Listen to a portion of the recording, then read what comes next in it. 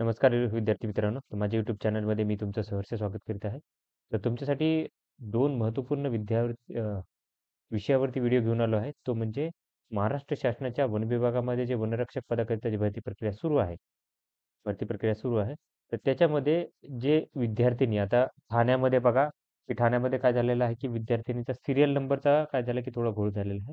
त्याच्यामुळे काय झालं, त्यांनी त्या शीटमध्ये काय केलं, की 2 सीरियल नंबर दिलेले आहेत. एक डॉक्युमेंट व्हेरिफिकेशनचा आणि आत्ताचा. आणि त्याच्यामुळे विद्यार्थ्यांचं एक हे झालेलं आहे, की त्यांना म्हणजे तारखा बदल झालेले आहेत त्याच्यामध्ये. काही विद्यार्थ्यांनी उशिरा पोहोचले. तर दररोज जे बघाल तर तर 70 ते 80 त्याच्यापेक्षा जास्त विद्यार्थ्यांनी दररोज काय करतात, की त्यांना ग्राउंड देता येत नाही त्या घोळामुळे. तर ही जी मुद्दा आहे, हा मुद्दा आहे. त्याच्यानंतर दुसरा जो मुद्दा आहे तो आहे जो की नागपूर वनरक्षक भरतीकरता जो झालेला आहे. त्याच्यामध्ये काय झालं होतं, की विद्यार्थ्यांचं सकाळचं ग्राउंड होतं. बघा लक्षात घ्या, की सकाळचं ग्राउंड होतं, तर त्या विद्यार्थ्यांना शिफ्ट होती 5:45 ची शिफ्ट होती. विद्यार्थ्यांचा 1 तास आधी त्यांना बोलावलं होतं.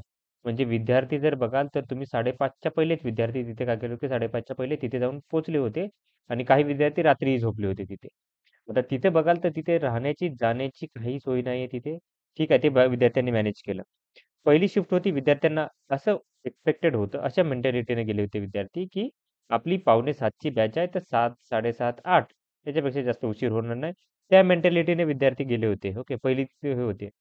त्याच्यानंतर त्यांना आतमध्ये काय केलं, की घेण्यात आलं होतं विद्यार्थ्यांना आतमध्ये आणि त्यांना 5 मिनिट आत्ता होईल, मग होईल, आत्ता होईल, मग होईल, करत-करत 11:30 झाले तिथे. मुलांची आणि मुलींची ही स्थिती होती आणि काय केलं होतं, की त्या कंडिशनमध्ये विद्यार्थ्यांना धावायला लागलं. आता तिथे बघा, की जे विद्यार्थी 5 पासून तसेच गेलेले आहेत. 5 ते म्हणजे त्यांनी जेवलेच नाहीत. कारण की कसं आहे, की पोटात काय असल्यावर रनिंग होत नाही हे सगळं माहिती आहे विद्यार्थ्यांना. त्याच्यानंतरनं काय होतं, की दुसरी गोष्ट अशी होती, की ते विद्यार्थी पाणी नाही पिऊ शकत. कारण पोटात दुखतं पाणी पिल्यानंतर 5 किलोमीटर रनिंग करायची आहे त्यांना. त्या हिशोबाने गेलेले आहेत विद्यार्थी.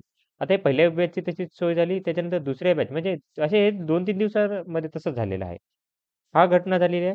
त्याच्यानंतरनं विद्यार्थ्यांचे कोणाचेच विद्यार्थ्यांचे काय करण्यात, की मार्क जे आहेत रनिंग नंतरचे मार्क त्यांना सांगण्यात आलेले नाहीयेत. ओके. आणि त्याच्यानंतर त्यांच्या सह्याही घेण्यात आलेल्या आहेत, की हे आम्हाला मार्क जे असतील ते मान्य असणार आहेत. आता विद्यार्थ्यांना असा हे प्रॉब्लेम आहे, की याच्यात जर तुम्ही आता आमच्यासोबत जर ट्रान्सपरन्सी म्हणत आहेत, पारदर्शकता म्हणत आहेत, तर पारदर्शक कुठे आहे? पारदर्शकता कुठे आहे इथे? म्हणजे तुम्ही मार्कच नाही आम्हाला सांगितले, कारण बाकीचे विभाग सांगत आहेत. असं नाही, की आपण वेगळी मागणी करत आहेत.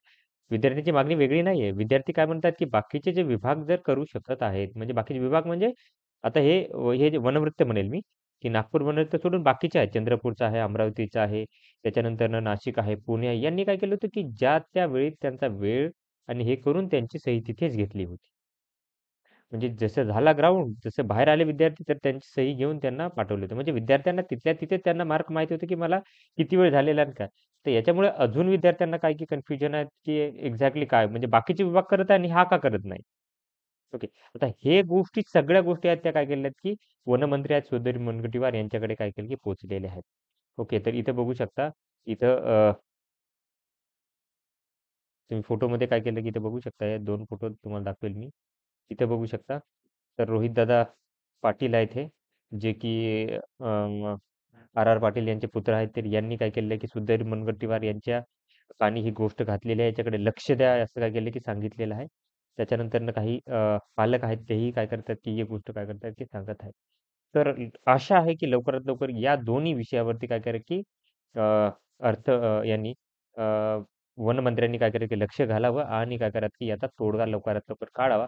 जेणेकरून जे गरीब विद्यार्थी आहेत, जे होतकरू विद्यार्थी आहेत, कोणतेही सगळे विद्यार्थी असेल, कोणावरतीही अन्याय किंवा त्यांना याचा लॉस होऊ नये, हीच एक विनंती आहे. तर अशाच महत्त्वपूर्ण अपडेटसाठी माझ्या चॅनलला सबस्क्राईब करा, व्हिडिओला लाईक करा आणि इन्फॉर्मेशन मित्रांसोबत शेअर करा. धन्यवाद.